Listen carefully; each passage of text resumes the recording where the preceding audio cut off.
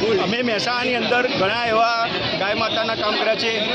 હિન્દુ બહેન દીકરીઓને જે લવ જિહાદમાં ફસાય છે એના બી અમે સપોર્ટ કરીએ છીએ કે એ લોકોને અમે બહાર લાવીએ।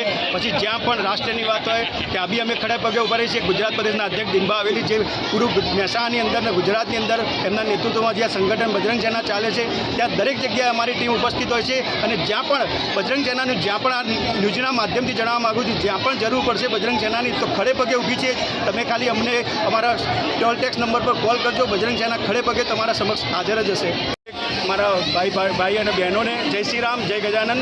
આજે બજરંગ સેનાની પ્રદેશ ટીમ, રાષ્ટ્રીય ટીમ, જિલ્લાની ટીમ, શહેરની ટીમ આજે ગજાનન ગણપતિની મહાઆરતીની અંદર આપણે આખી ટીમ દ્વારા આજે આરતીના કાર્યક્રમમાં ઉપસ્થિત રહ્યા।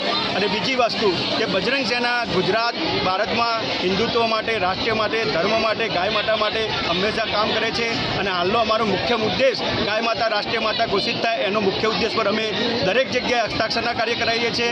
અને જ્યાં પણ ધર્મની વાત હશે, જ્યાં હિન્દુ રાષ્ટ્રની વાત હશે ત્યાં બજરંગ સેના ખડે પગે ઊભી છે। આજે આપણા ગુજરાત પ્રદેશના અધ્યક્ષ એવા દિનભા હવેલી જે ખડે પગે દિવસ રાત મહેનત કરે છે કે આપણો સનાતન ધર્મ જાગૃત થાય, હિન્દુત્વ જાગૃત થાય। અને જ્યાં પણ બેન દીકરીઓની જ્યાં સમસ્યા હોય ત્યાં અમારા પ્રદેશ અધ્યક્ષની પૂરી ટીમ ત્યાં ઉપસ્થિત રહે છે। અને આગામી સમયમાં પણ હિન્દુત્વ માટે, રાષ્ટ્ર માટે બજરંગ સેના ખડે પગે છે અને હંમેશા રહેશે।